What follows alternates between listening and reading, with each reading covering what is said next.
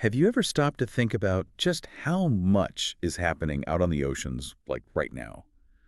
It's mostly invisible to us, but there are hundreds of thousands of commercial ships out there, moving everything, goods, resources, even people. It's this huge, complex dance that keeps the global economy ticking. It really is staggering when you picture it. Yeah. And today, we're going to dive into an app that kind of pulls back the curtain on that hidden world. It's called the Ship Info app. That's right.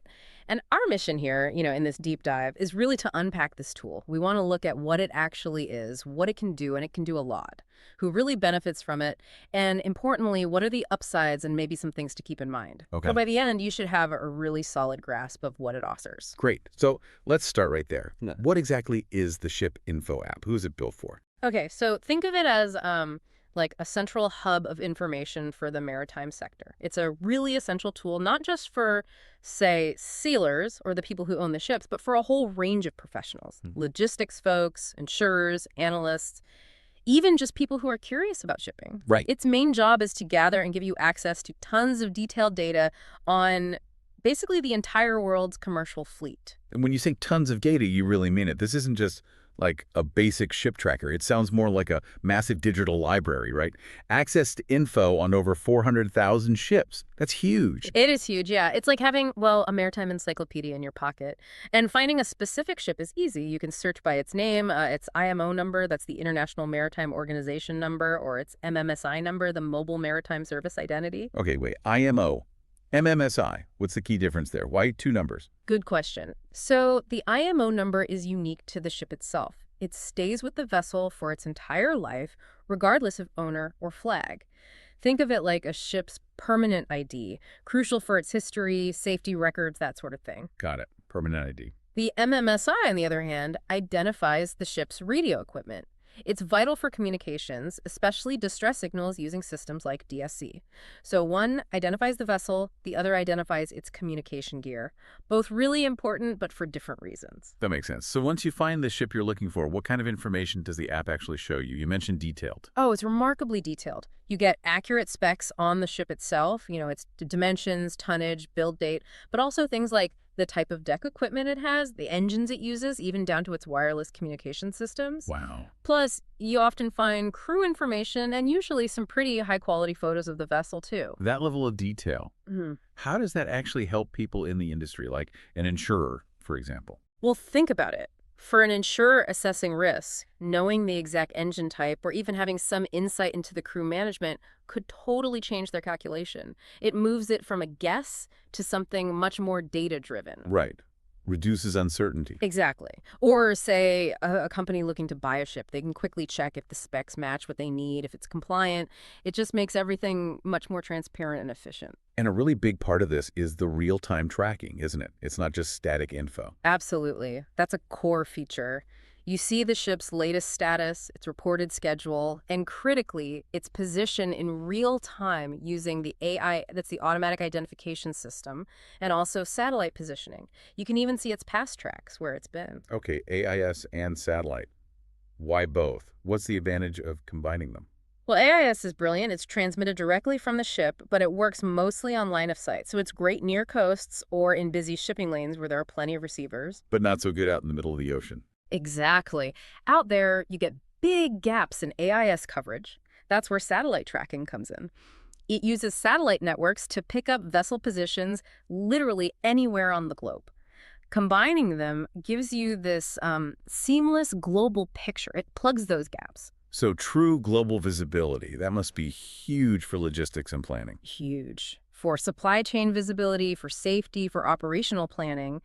It's a game changer compared to relying on just one system. And the app goes beyond just the ships themselves, right? You mentioned owners and managers. Yes. It often includes details on who actually owns the ship and who manages its operations. Gives you another layer of context. For the rest of us, maybe not working directly in shipping. Yeah, there's stuff for enthusiasts too. You can use it to explore ships that are nearby your location or just browse what's happening in major ports around the world, see the traffic, what kinds of ships are coming and going. It's quite fascinating. It does sound fascinating. Now, you also mentioned some unique features, things beyond just tracking and basic info. Yes, there are some really powerful additions. One quite unique thing is that it includes maritime job vacancies. People looking for work at sea can actually check for available positions directly within the app. That's incredibly practical, a sort of niche job board built right in. Exactly. And then there's the compliance side, which is really critical. Okay, what does that involve? The app provides access to some really important reports. Things like records of ship detentions when a ship has been held in port by authorities, usually for safety or compliance issues. It also shows information on sanctions affecting certain vessels or owners and lists ships on official blacklists. Wow, okay. That sounds like crucial information for anyone involved in chartering or insuring a vessel. Absolutely invaluable. And it even includes lists of abandoned ships, which are tracked by the International Transport Workers Federation, the ITF.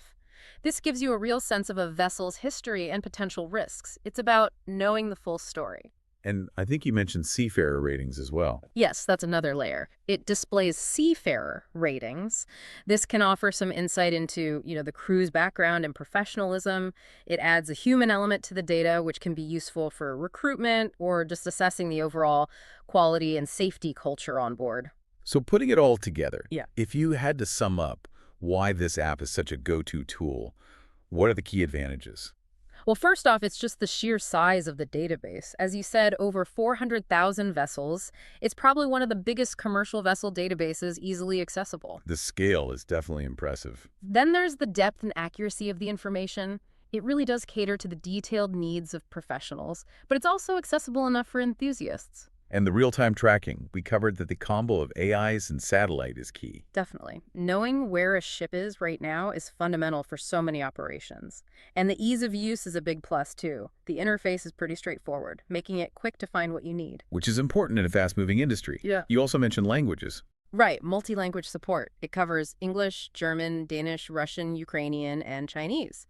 That reflects the global nature of shipping. And the offline feature seems particularly useful. Hugely useful, especially at sea.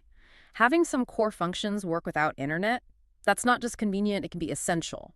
So, massive database, detailed info, real-time tracking, easy to use, multiple languages, offline capability, and then those extras like jobs and compliance reports. It's quite a package. It really is. It aims to be a comprehensive toolkit.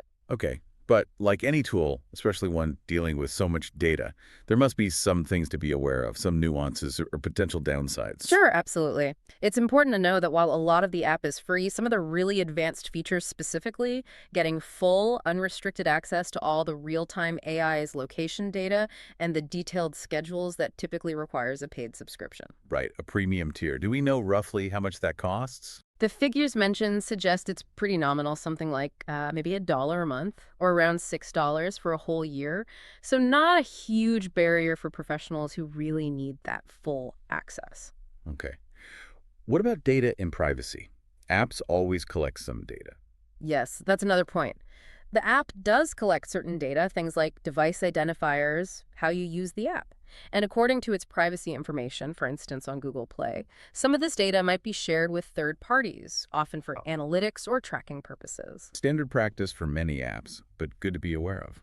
Exactly. And related to that, some sources have raised a question about whether all the data collected is fully encrypted during transmission. That's just something to bear in mind from a privacy perspective, especially if you're handling sensitive commercial information within the app. That's a fair point. Any other considerations? Maybe about the data itself. Just that, while they clearly work hard to keep the database incredibly up to date, given the sheer volume and dynamic nature of global shipping, there might occasionally be slight delays. You might find a very specific piece of information isn't updated absolutely instantaneously. It's rare, but possible in such a complex system.